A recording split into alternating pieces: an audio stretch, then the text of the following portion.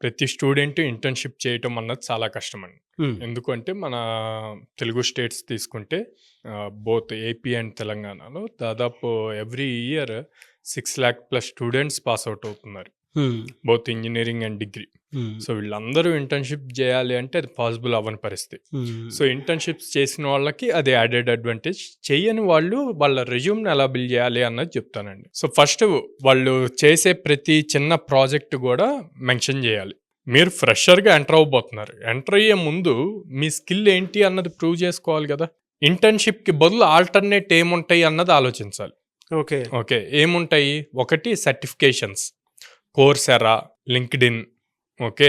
స్వయం, ఎన్‌పీటెల్ ఇట్లాంటియి వాటిల్లో సర్టిఫికేషన్స్ చేయాలి. హ్మ్. ఈ సర్టిఫికేట్స్ మీ రెజ్యూమ్‌కి వెయిటేజ్ పెంచుతాయన్నమాట.